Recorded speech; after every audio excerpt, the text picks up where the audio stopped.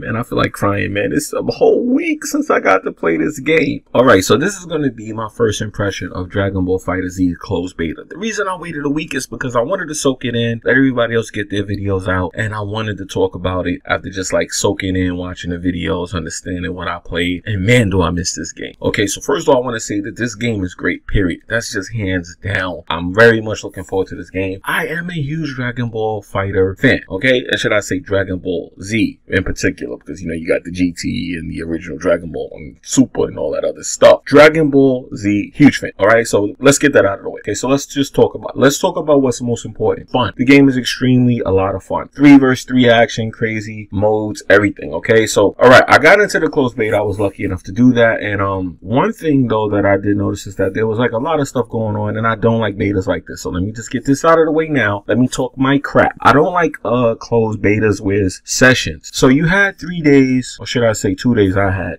because I thought I had time, so I waited till Saturday, and that was a big mistake. And you only had certain hours of the day, usually 3-hour sessions in between days, every couple of hours in between, they would let you play the game, and there was a lot of maintenance. So of course, but this is the thing, it was a closed beta, so I'm not gonna knock them for it. I'm just mad that they was taking time from this game from me. Okay, so the game was extremely a lot of fun. The netcode looked good, you know, they're still working on it, so I'm not gonna judge that right now. I like to judge netcode after the game was released to the public day one. Okay, so I'm not gonna talk about that here because there was a lot of issues. Xbox in particular, which is what I was playing on, had a lot of huge connection issues, but that's good because they know about this, so they'll be able to fix this when the open beta comes. Okay, so we'll talk about when the open beta is coming at the end of the video. So let's get into it. Okay, so the controller. The control mechanics are quite interesting for this game because it's actually an 8-button fighter, which is something you don't really see nowadays, but they are friendly to new casual players who come into the game. It has easy combos that you can do by just mashing a couple of buttons together. But what made it more interesting is that, you know, you had a lot of stuff that was true to the actual game. Now, in every Dragon Ball game, there's a way to charge at your characters. It's like a targeting system. This game actually has a button on a 2D version of this that does that. So that's pretty interesting. So you have your punch, kick, your power attack, and then you have your charge, you have your special, and then you have like a combination of what these things do depending on how you press them. So there is a learning curve to the combo system, but the learning curve, it depends on the character and how much you know about the character and how well you learn the character, and then how you learn how to chain that character with another character. Because of course, generally you can do combo, super, chain in another character and continue the combo and then super, or vice versa. And that's usually just the gist of it. So it's not like completely intimidating. It's very fairly easy to learn to do everything in this game. So there will be a lot of fierce competition due to the fact that the combos are heavy in combo damage and heavy in being friendly to learn. So the fact that everybody's going to be doing like 50 hit combos is going to make this game insane. With that being said, I'm kind of concerned at the fact that this will kind of like make the game a little bit cheesy, but you know, we're going to have to wait and see how that turns out, because online what I saw is people were like spamming a lot of cheesy and abusive things from what I saw. And that's kind of what, you know, draws me away from fighters, when anybody could pick it up. Any bum can pick up a game and just start doing like amazing combos and spamming stuff. So that's a little bit of annoyance, but that's for another day. Let's talk about the game. So overall, the combo system is fairly easy to learn. The learning curve is very, very, very low for anybody who's thinking, oh, I haven't been playing a fighter for a long time. You can jump right on this thing and perform like a great HM. As far as the graphics, we all know Dragon Ball is known for having great graphics, and this is no exception to the rule. Dragon Ball FighterZ has some of the best graphics you'll ever see in a fighting game, period. So as far as graphics, man, and being a fan, you can't complain. There's nothing to complain about here.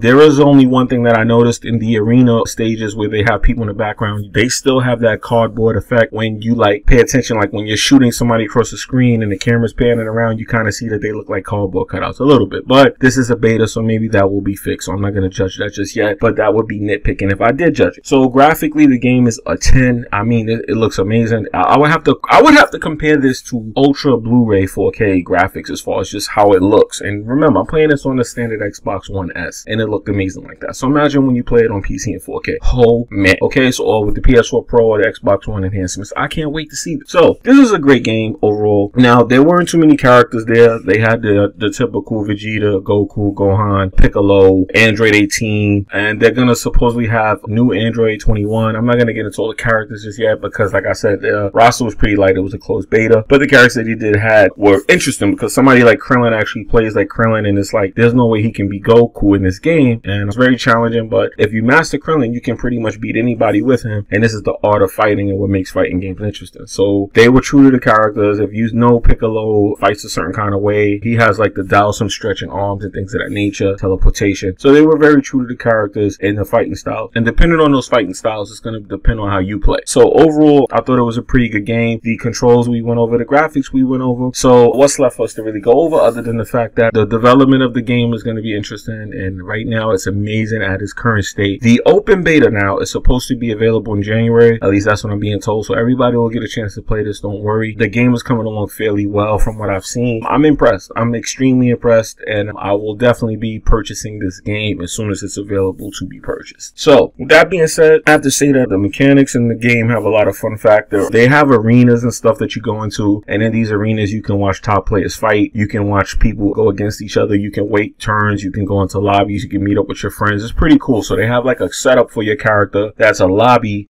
avatar that actually moves and everything, and you can like go up to other players and talk to them, challenge them, and you can just use this avatar's representation of like your favorite character. So I thought that was pretty unique and a good touch, rather than you just looking at a menu screen and pressing up and down or XYZ. So that's pretty interesting that they actually have the menu set up and the arena set up where you actually walk around and, you know, pick what you want instead of it just being some menu screen. So that's pretty unique and dope too. That's a nice little touch and surprise. As soon as that thing's tweaked, it looks like it's going to be amazing. There's a lot of little things they put into this that just touch onto the Dragon Ball universe, and it just makes you feel like you're really in there. And like I said, man, it's very enjoyable. So I can't say enough that I don't want to make this too long of a first impression, but other than the fact that I'm going to let you guys know that I played it and it gets my seal of approval as far as the fighting games that I played, this is definitely the best one I've played in a very long time, just from a closed beta. So I cannot wait to see what they do with the open beta and what they do with the final product. So like I said, if you have any questions for me, just let me know in the comment section. Of course, I will be there to answer them. If you guys plan on getting this game, of course, let me know in the comment section what character you plan on maining, what team you plan on maining. And if you're not going to get this game, let me know as well. And I'm going to do one more video about this. I'm going to compare this to Marvel vs. Capcom because a lot of people ask about this. So I'm going to actually do a video comparison of two games, and I'm going to give you my take on which one I think is better. Okay? And I know some people are going to say, you can't do that, the game is not out. I damn well can do it, and I'm going to do it. So anyway, let me know what you guys think in the comment section. I'm out of here. Peace.